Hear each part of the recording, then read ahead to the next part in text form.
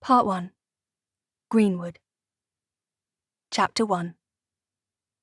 I wake on my bunk an hour before dusk, but I daren't go outside. To go outside while the sun still shines is death.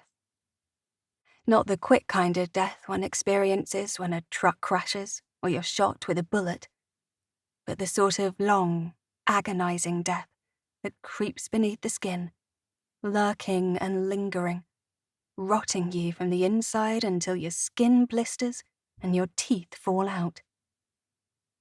I don't know which kind of death scares me more, and I'd rather not think such dark thoughts so soon after waking. So I pull back my bed covers, rub the sleep dust from my eyes, and leave for the kitchen instead. It's essential I step quietly. My mother remains fast asleep on the bunk opposite mine, and she won't just be grumpy if I wake her. She'll order me to get back in my bed. 17 years of age, and still she worries like I'm a child. But it's only in these early hours that I ever get to be alone. Our home is small, as is fitting for a family of just 2.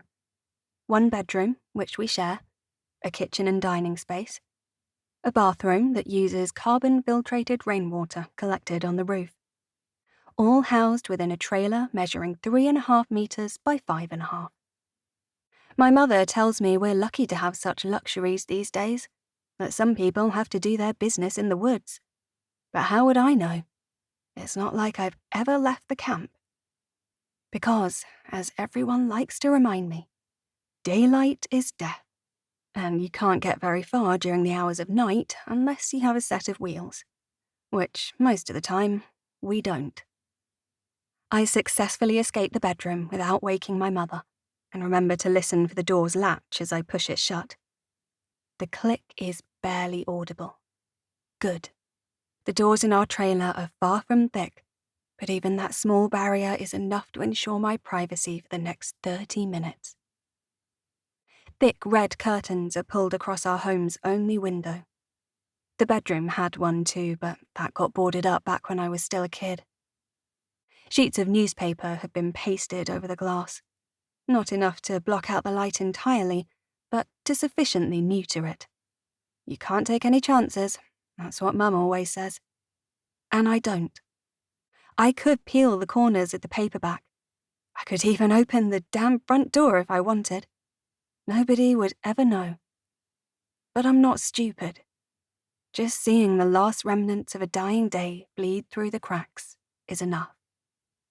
Because to me, somebody raised in the dark from birth, sunlight is something rare, something precious. That it's also capable of killing me only adds to the allure. I pull open the kitchen cupboards, find a clean bowl and some oatmeal. The pipe gurgles as I dribble a dash of water into the mix. Then it goes in the microwave. Almost everything we have is powered by solar these days, including the microwave. I'm sure there's some irony in the fact that the same thing that kills us is also what keeps us alive. Sort of, but I'm still too tired to think straight. I just want to sit down at the counter and eat my gloop.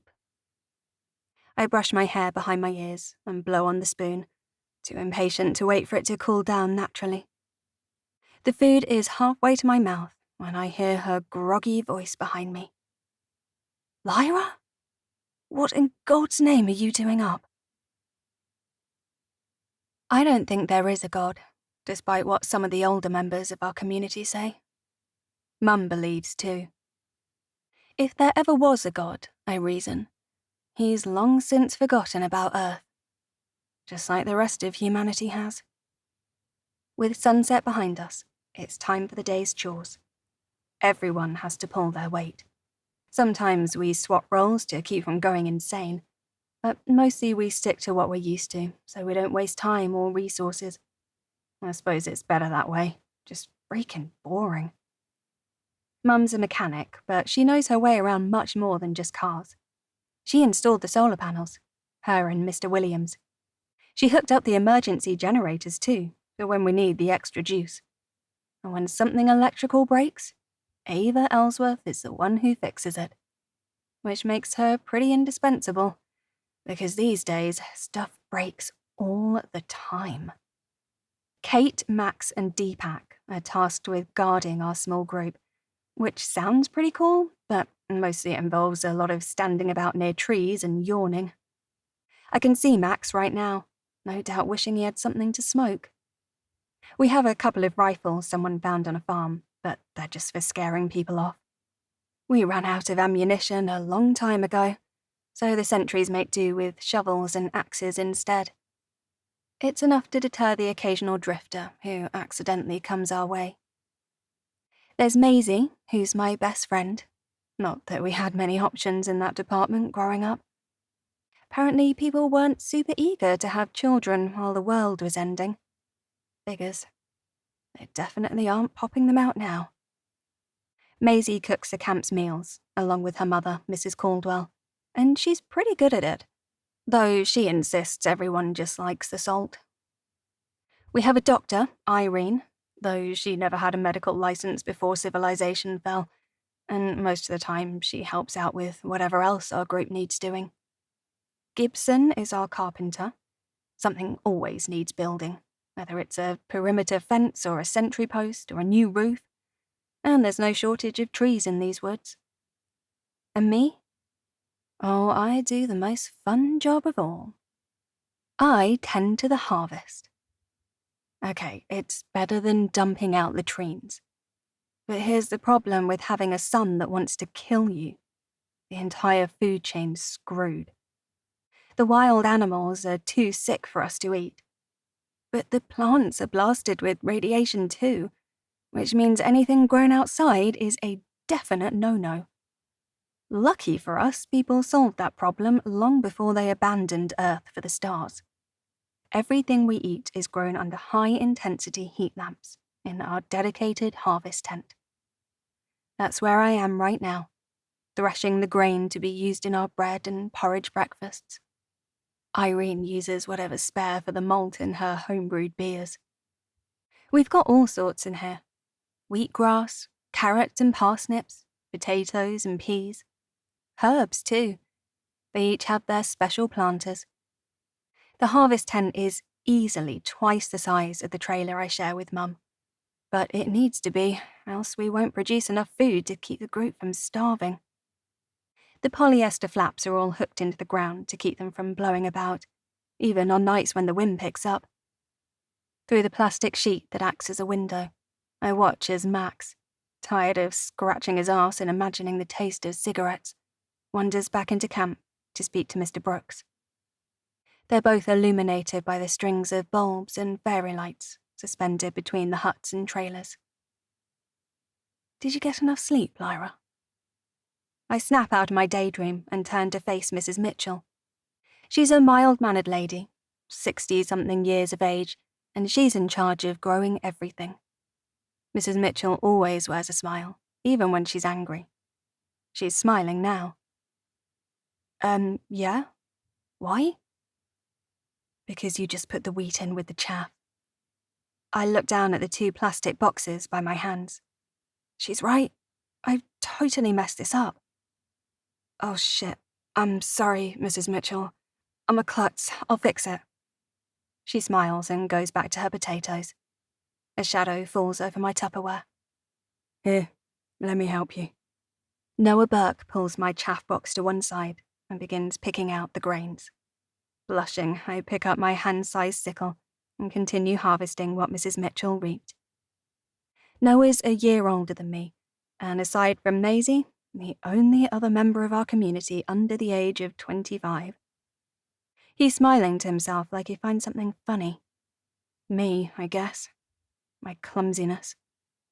I'd be more embarrassed if something like this didn't happen every other week. You looking forward to the town meeting later? He asks quietly, glancing over his shoulder to check whether Mrs. Mitchell is listening in. The one to discuss the sanctuary? I snort with incredulity. How's it going to be any different to the last 2 meetings? Bunch of old cowards sitting about spreading gossip.